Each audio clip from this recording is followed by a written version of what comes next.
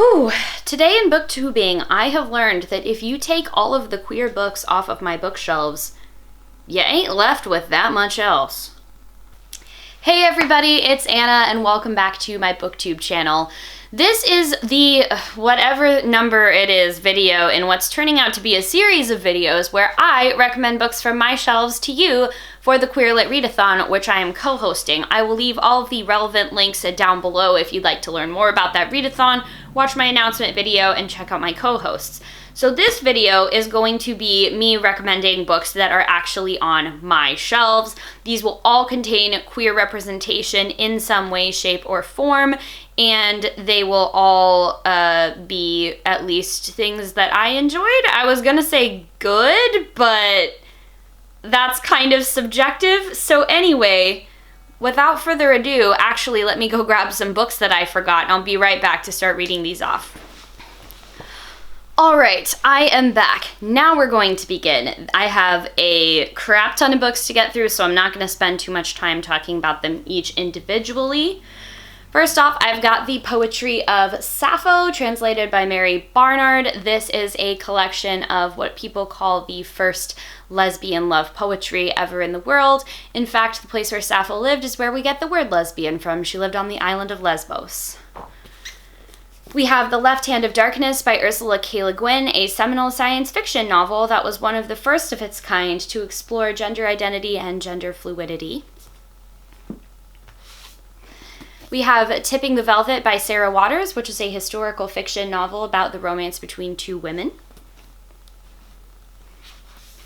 We have some of my favorite books of all time that I will never stop talking about: The Black Tides of Heaven, The Red Threads of Fortune, and The Descent of Monsters by J.Y. Yang, who is a non-binary author who writes speculative fiction about queer and non-binary characters in a silk punk Asian fantasy world. Other books that I can't ever stop talking about: Queens of Geek, Going Off Script, and The Brightsiders, all by Jen Wild, who is a bisexual, non-binary author. These are like happy cotton candy books for me. They make me feel so joyful and bubbly inside when I read them. We have Welcome to Night Vale and It Devours, which are both novels set in the universe of Welcome to Night Vale, a podcast that is hella gay. If you've never listened to it before, you should definitely check it out. And if the back catalog of the podcast intimidates you a bit, don't worry. These books are each standalone novels, and no prior knowledge of the show is necessary for enjoying them. Would it be a video that I made recommending books if I failed to leave out Six of Crows and Crooked Kingdom by Leigh Bardugo? These have it all: queer representation, disability rep, found family going on to pull off the most ridiculous heist that the world has ever seen together. Just read them if you haven't. Kathy, thank you for reading them after hearing me just scream about them for as long as you have. We have The Gilded Wolves by Roshani Chokshi. This also has queer and disabled representation, including one of my very favorite autistic characters in literature going on a heist. I Wish You All the Best by Mason Deaver. This is about a non-binary protagonist written by a non-binary author. It will break your heart and put it back together in the most beautiful, happily tearful way I can possibly imagine. Let's Talk About Love by Claire Kahn. She's written many other books since then, but she writes books about Black asexual protagonists, and the romance in this is just chef's. Who is Vera Kelly by Rosalie Knecht. It's another historical fiction about a bisexual woman who becomes a spy for the CIA in South America during the time of the That Inevitable Victorian Thing by E.K. Johnston, which is kind of a science fiction, science fantasy story that is so far the only representation of polyamory in a YA novel that I've actually liked. It's hella queer.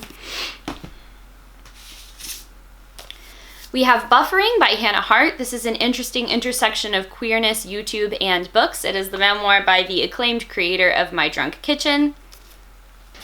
We have The Seven Husbands of Evelyn Hugo by Taylor Jenkins Reid, also known as everybody's favorite book on BookTube last year, which is about a bisexual movie actress that is finally telling her life story after a long period of... We have On Earth We're Briefly Gorgeous, which is a novel, and Night Sky with Exit Wounds, which is a poetry collection by Ocean Vuong, who is a Vietnamese-American writer that writes about queer stuff, immigrant identity, etc.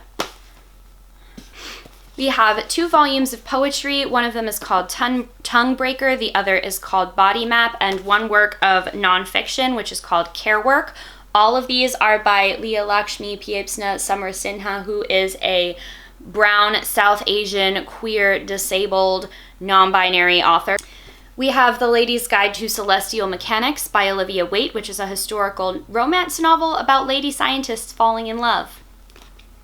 We have The Girl Aquarium by Jen Campbell, which is a poetry collection by a queer and disabled author. She's also a booktuber. Go ahead and check her out, and I will leave her links down. Again, hard to be on BookTube without hearing about this one, but this is Red, White, and Royal Blue by Casey McQuiston. This is by a non-binary author and features a romance between the Prince of England and the first son of the United States. It's just great. Read it. If you haven't, it will make you smile. We have one of my all-time favorite books of this year so far, which is Out of Salem by Hal Shreve. This is by a non-binary author featuring a non-binary protagonist who wakes up literally turned into a zombie and has to adjust to their new existence and also fight off the bigots and prejudiced people in Zero. Got a nonfiction book for you next. This is Queer as Camp, Essays on Summer Style and Sexuality, which I read. I feel like I read this for a readathon, but I don't remember which one, but it's pretty awesome. It's a collection of essays about the experience of summer camp, and there are queer authors from a variety of ethnic, racial, disabled backgrounds. Got an anthology next, which is His Hideous Heart, 13 of Edgar Allan Poe's most unsettling tales reimagined, including the original tales. You may have seen this in my Geekly wrap-up from a couple of weeks ago, but almost all of the best retellings in this book are queer, so if you have any interest in that and you just want to keep the spooky season going for a bit longer, maybe give this book a try. We've got The Nevernight Chronicle by Jay Kristoff. It's recently come to my attention that a lot of people don't actually know just how queer this series is. It's got bisexual characters, it's got polyamory characters. I believe it also has a trans character, I think. It's really good. It's definitely a more dark, gritty, mature fantasy series. It is not YA, so just, keep that in mind when you're deciding to read it, but also read it if you think it's something you're interested in, because it's fantastic. We've got The Pretty One by Kia Brown, which is another book that I am never going to stop talking about. I read this for the Disability Readathon, which I co-hosted, and it is by a Black disabled bisexual author. It is a collection of essays about her life and her experiences and her spin on pop culture. We've got the series beginning with The Tiger's Daughter by Kay Arsenault Rivera, which is about warrior women falling in love. Don't read it in public if you don't like crying on a park bench. We've got How to Make a Wish by Ashley Herring Blake. This is a favorite author of mine. She writes a lot of great queer standalones, but for some reason this is the only book by her that I actually own, so it's the one that gets held up in the video.